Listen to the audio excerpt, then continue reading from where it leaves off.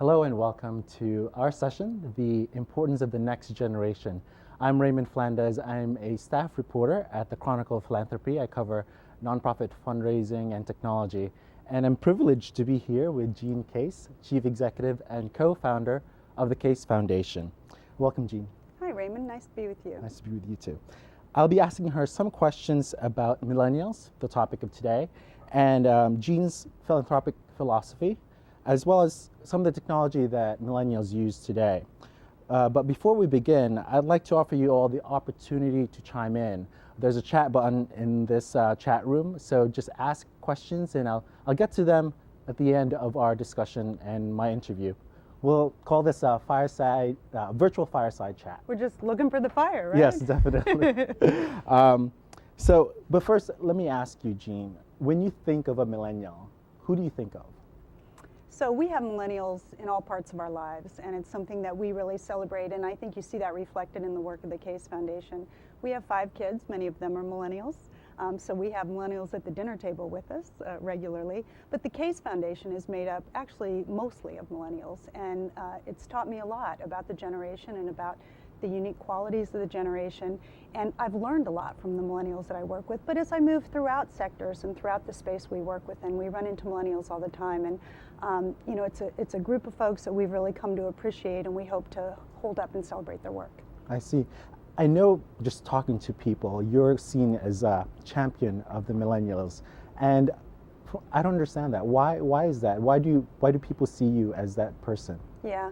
Well, I think we've come to learn that, you know, millennials have some really unique qualities. They also have a lot of qualities that they share with the generation before them and the generation after them. Mm-hmm. But as I said in my first response, I think in the years working with millennials and having them be a part of our work, we've learned a lot from them. And I've come to believe, it's always sort of bothered me, there's a little bit of a rub on millennials, that they're sort of self-absorbed and they're all about themselves. Oh, really? Don't respect others, in terms of authority, hierarchy, whatever. But that really hasn't been my experience at all. As I've looked around in the work that we do, and even in our personal lives, I really am inspired by what I see in this generation, and I've said many times that it really wouldn't surprise me if they turn out to be the next greatest generation. I see. Can you give us some examples of millennials who have done something that you're particularly kind of wowed about? Yeah. So we had David Smith from NCOC on just before in the cross-generational panel. I think he's a terrific example of a millennial who's taken his vision and his passion forward in leadership in a way that we should all be proud of. And Barbara Bush is going to follow this segment that we're having together. Another great example of a millennial who had a vision for how she might play a role in changing the world. And she went out and, in fact, there's Barbara right there. She went out and she created her own organization to make it happen. So as we look around, we see all over great examples of millennials who are doing wonderful things. I see. Now, millennials often have the desire to solve society's problems. But while other generations, but unlike them, they don't just think one sector can tackle the problem. Right. They think, business, government, or nonprofits can do that working and collaborating together. Why do you think that is? Yeah, it's really interesting. I'm not really sure. It could be because, given the technology they've been exposed to, which is really less about technology and more about a social web now, a social world that they're exposed to all kinds of diverse opportunities, diverse people, et cetera. But one thing is very clear. They don't see the world in the same kind of siloed way that generations before them did. Certainly when I was going to school, most of my peers would have said, well, I'm going into government, or I'm going into the corporate sector, or I'm going to be, a doctor or whatever. I think millennials look at a world, they see challenges, and they say there's a lot of ways that we might approach that. And we see this in the kind of things they're bringing forward. Even the whole social enterprise movement really is in large part a millennial movement. And what that says is we're breaking down the old walls between sectors, and we want to create our own way of changing the world. And it's not going to be within those old silos that used to be recognized. Can you tell us what some of these challenges or problems that millennials are really interested in tackling and solving? Yeah, it's interesting, because some of the research that's been done, one thing that's a little bit different about millennials is sometimes they're less passionate about one thing, and they might have a varied mix of things that they understand need to be addressed to change the world. But going back to some of the references I made earlier, whether it's global health, I mean, we've seen extreme activism in global health among the millennial generation, whether that's malaria, whether that's AIDS. In fact, it was World Malaria Day where Malaria No More did their Twitter campaign, and millennials were a huge part of taking that forward. And that was an important experiment and moment to see how social media could be used for championship and advocacy. But generally speaking, we see them getting exposed to a lot more issues and causes because they are net natives, because they are online, because they are using social media to find out what their friends in their workplace is interested in, et cetera. But less sort of just one thing necessarily. They can have a variety of issues they're following. I love that you talked about technology. I'll come to that later on, but first I just want to ask, the Case Foundation is known for the innovative ways you guys are using technology to increase giving. Yeah. How do you encourage millennials to be philanthropists? Well, we think philanthropy really shouldn't just be about a bunch of rich people writing checks. We think there's a huge opportunity to democratize philanthropy. And we've seen this playing out. In the world I grew up in, if you wanted somebody to go online and make a donation, they had to change their behavior because technology was not a part of our everyday lives. But this generation, it is. So now you can text to give. You can do something that's already a part of what you're doing every single day. And it's natural to you. It's integrated into your daily behavior. And the power of combined microdonations has definitely been demonstrated out there. We've invested in 3 online platforms that use microdonations for the most part, and together those donations have exceeded over $1 billion. Wow. So I think we have healthier communities, healthier nation, healthier world if you have many playing a role versus just a few that are writing really big checks, and we're just really excited by it. And the good news is we have a generation that is an activist, engaged generation, and they're playing a role and they're participating. Do you yourself text to give, or any of your family members? We have tried. At the Case Foundation, we've been involved in a variety of ways that we can try to push the envelopes in new ways of giving. So yes, we've texted to give. As you know, we did America's Giving Challenge, which was an important project for us to take forward. We've done it twice. The first one was really a pilot to test the power of social media and micro donations, and we were thrilled with the results. In the most recent one, we had over 100,000 people participate with micro donations, raising over $2 million in 30 days. So we went out there, and we'll continue to do this, is to go out there and to try new things as we see new opportunities to engage people, whether it's volunteerism or giving of money. We're going to try and test those things and take the risks and hope that others follow along. Do those online competitions really help bring about donors, new donors to organizations, and bring about some fundraising aspect online? Yeah. Well, certainly, online competitions there's been a lot written about online competitions since we did the first America's Giving Challenge. We're big believers in them. We think that they level the playing field to a large degree. What we saw actually in both campaigns that we took forward was a lot of small nonprofits doing really important work that people had never heard of before. Actually, got a lot of time and attention and giving by people. And had that not been a social media campaign, they simply can't compete with the really large advertising and marketing dollars that the larger nonprofits have. So yeah, we think they really do work, and we specifically partnered with Facebook Causes and Parade Magazine, and we should probably pause for a moment on the Parade Magazine decision. That was very intentionally in the early days as social media was just coming out. That was to grab Main Street USA, many of whom we thought maybe had never given online, and to safely and conveniently introduce them to the process of, ease and convenience of giving online. And we saw a lot of participation. So what's next for the Case Foundation? What kind of things are you doing? Oh, this is pretty great. Right. Today is certainly another experiment, and we're really excited. We think we have over 1,000 people who've engaged with us today through this virtual gathering, and I think so far we think it's been really great. I've been watching throughout the day, and I've been watching Twitter throughout the day and seeing the tweets, and we're really excited to see the enthusiasm and the good thinking that's coming from a lot of young people. But I will say, because we have a great audience and we've seen so many great comments, we're open. We're always looking around the corner to what's next, and we'd be happy to take ideas and thoughts, from our Twitter audience and otherwise about what they think we should be focused on next. Is there any particular technology right now that could increase giving and make a big impact? Well, we had the Red Cross here earlier in the cross-generational panel, And the texting to give, the idea of the ubiquity of mobile phones now around the world, not just in the United States but around the world, is really exciting, and the opportunity to leverage that platform even further, whether it's volunteerism, whether it's advocacy, whether it's direct giving, we think it's a pretty exciting opportunity. Fantastic. This is kind of a what if question. If you could turn back the clock and you were starting your career now as a millennial, what do you think you would do differently in your view of philanthropy and how you give? Any difference? That's a good question. I think what we've tried to do is look forward, look at what are some of the next things that are nascent, so people aren't really engaging in them, but they hold promise. And we've tried to take a lot of those things forward.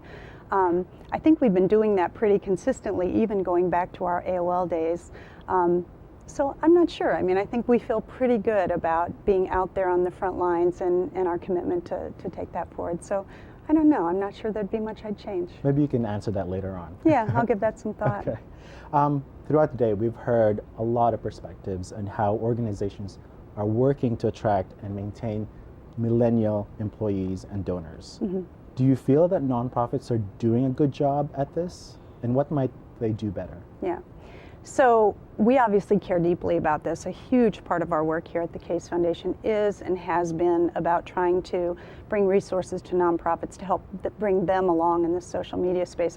I talked about America's Giving Challenge, and as important as the campaign was in bringing new consumers who were giving, was really a strategy on our part to use it as a moment where nonprofits could come up to speed about what is social media about and how do we leverage it to raise money.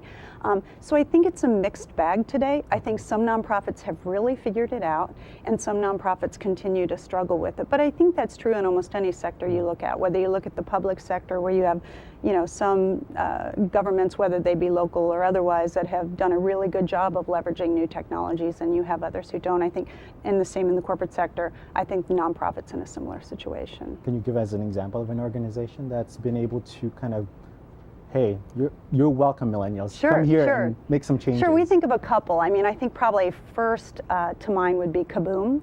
Okay. And Kaboom, for those that don't know it, is an organization that builds children's playgrounds where they're needed. Terrific organization, and the innovation we've seen coming out of them, their great leader is Daryl Hammond, and the kind of innovation and sort of leveraging of technology that we've seen at Kaboom involves everything from using geolocations. People can go and take pictures of a playground that might, or a park that may need a playground. They use social media to let people have a voice on where the next playground should go, et cetera. So we're just seeing a lot of innovation, not just in terms of giving and donation, but really involvement around where should we go and what should our set of priorities be, and come along and have a voice in that. I see. Let's switch topic a little bit. Let's talk about Warren Buffett's giving pledge. To date, 69 billionaires and their spouses and their girlfriends have made the giving pledge. Why are you and your husband committing at least half of your wealth to charity? Yeah.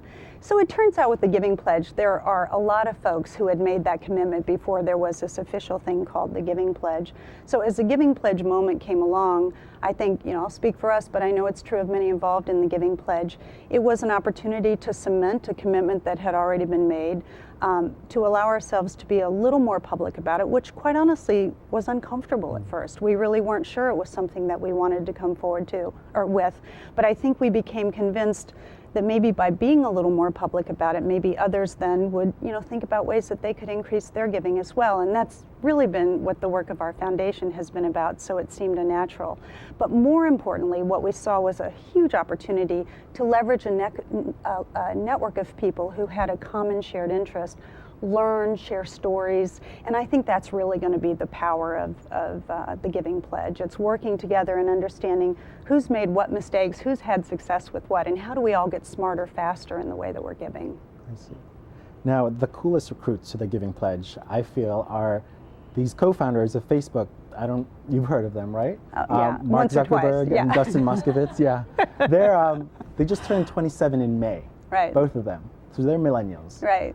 Should other millennial millionaires or billionaires step in? Yeah, well, I think it's a personal decision everybody has to make, but we certainly really celebrate those who very early in life have made a commitment to giving away a a portion of their wealth. I mean, we celebrate all levels of giving. Remember, our conversation we just had was micro donations. So the one thing we don't want to suggest is that everybody has to give away half of their wealth, or that there's certain levels that you have to participate in, you know, to be seen as credible in the giving space. I don't think that's what this is about. I think it's really terrific that you know, people as young as they are and in their sort of station in life, they've made that kind of commitment.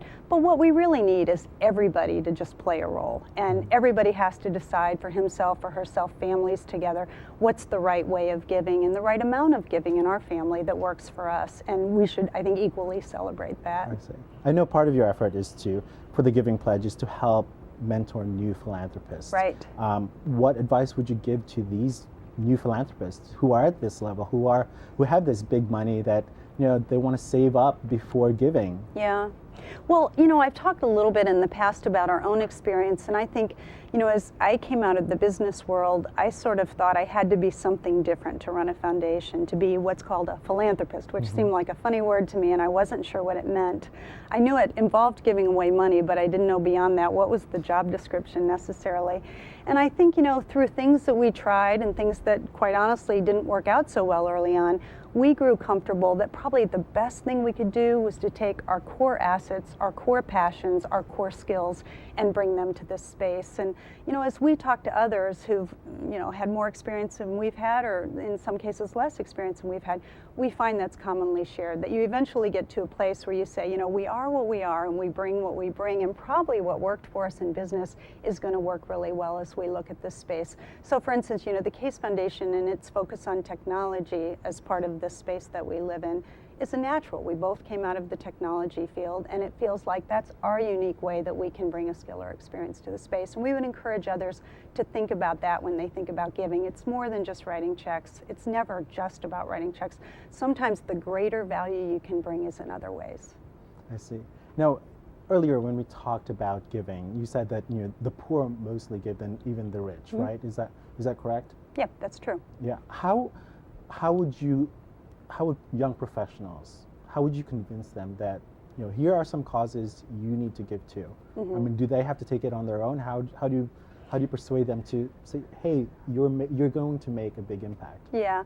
Well, I think one of the really great things about millennials is that they're very diverse as a group, and they're exposed to a lot. So I think they can easily and conveniently have a window into great things that excite them. We try to, through the Case Foundation, not only bring things that we think are great opportunities for giving, but we also sort of hold up what others are saying are great opportunities for giving as well. So I think part of it is using sort of their digital nature to get involved and begin to understand what are the opportunities. And then, as I pointed out a few times in this conversation, micro donations are a great way to get started. You know, maybe you can't make the $100 gift, but pretty much anyone can find $10, you know, to support a cause or whatever. And so toe in the water sometimes is just where some people need to get started. And I think through the campaigns we've done and through other things that we've seen, whether it's text to give or some of these online platforms we talked about, you know, significant amounts of micro donations make a huge difference in this world. And I think making sure people understand that their $10 gift, their $20 gift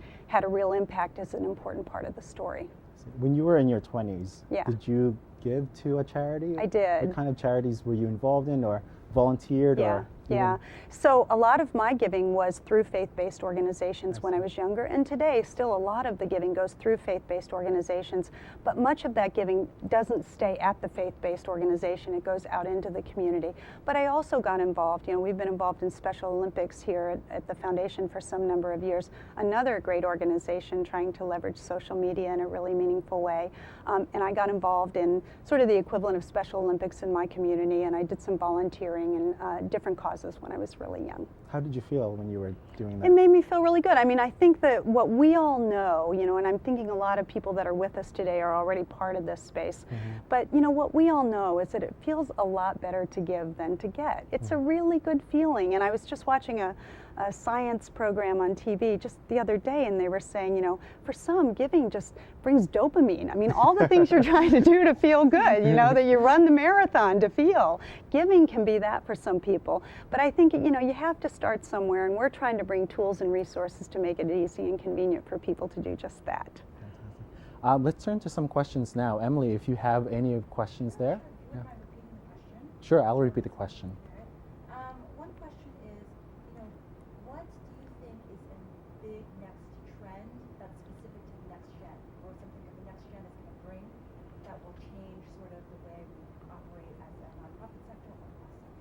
I see. Let me repeat the question. What is the next trend for the next generation? What do you think will happen next? What's your vision? Yeah, well, one thing we've always been excited by is, and we talked a little bit about this earlier in the microdonations, is what we call everyday philanthropy. You know, we've always said people shouldn't have to change their behaviors to make something good happen. So one of the reasons we spend a lot of time with the corporate sector is we think there's a terrific opportunity as consumers go about their day, whether they buy a cup of coffee, whether they buy merchandise, you know, make a transaction at a bank, you name it, that something good happens as a result of that. And I think we're seeing some corporate activism where they're realizing, companies are, hey, if something good comes out of a consumer transaction, consumers will want our product.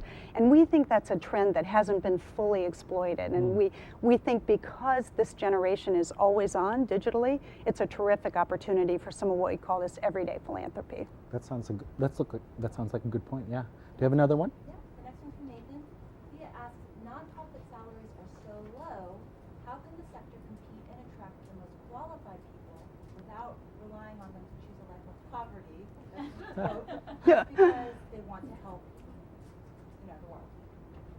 That's a long question, but essentially, the nonprofits' salaries are so low. How can they make a difference? Yeah. Is that true? Okay. Yeah. Without having to make that choice between job for money, job for good. Yeah, without having to make a choice between job for money or job for good. Yeah, it's actually something that really concerns me, and I've actually tried to be very vocal in my belief that nonprofit salaries should get closer to the private sector. I think it is hard to attract and retain the same degree of talent. One answer, I might add, is something that we've been involved in for some number of years, which is a pro bono movement called Billion Plus Change.